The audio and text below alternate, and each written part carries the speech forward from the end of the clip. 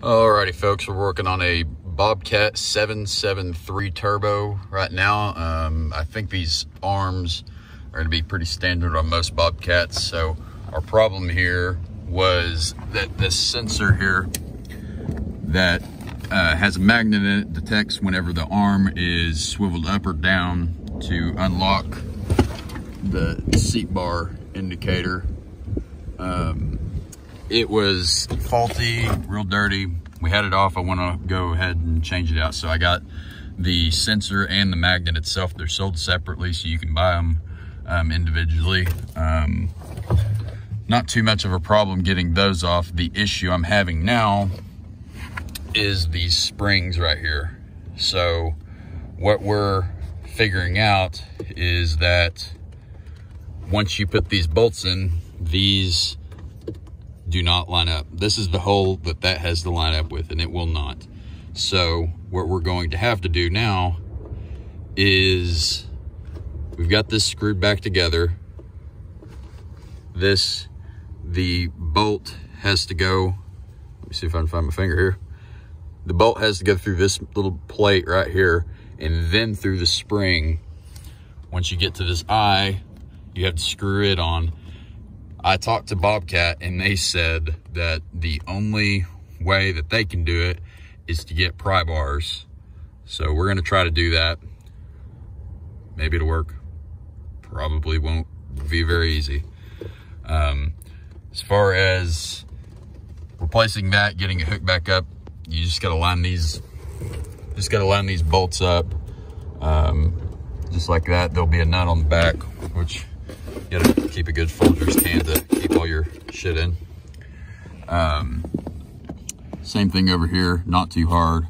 One extra bolt here, kind of weird. This was a 3/8, this is a 7/16, in case you're having to dig for wrenches. Yeah, so that is the fun world of being a Bobcat owner. And as Bobcat said, whenever I was speaking to their mechanic, the easiest thing about a Bobcat is sitting in them. So we'll I'll do a little follow-up here and we'll see how it goes. Okay, so we're following up. We got busy yesterday after we got this fixed, so I never really finished up the video. What we ended up doing to get these back in, you can see this is how it's supposed to be seated now.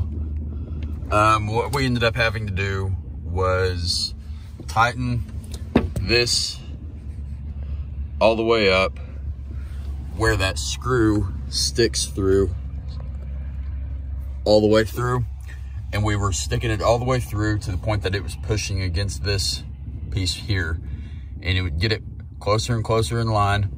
And we were using a pry bar, prying from here off the seat, pushing up like that. And then once I could get it close enough, I was able to put a punch through this hole and get it to line up here, tighten that screw, get it to all line up right, and then I was able to put this pin in. You have to put it in through this hole to get to there. It's a pain. And then we use that punch to hammer it home. Do not forget, you can see right here, there's this little spacer that has to go in there before. Do not forget that. We had to redo the whole thing again. So like I said before, it's a big pain. We finally got that all together, got everything hooked back up. I think that's gonna fix our problem for now.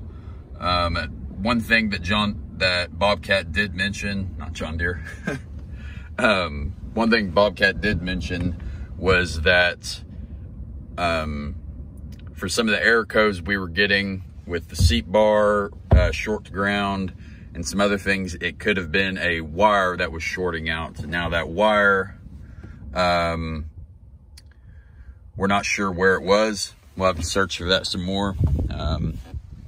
But hopefully we don't have to deal with that. And if we do, we'll have that for another video. So Bobcat 773 fixed.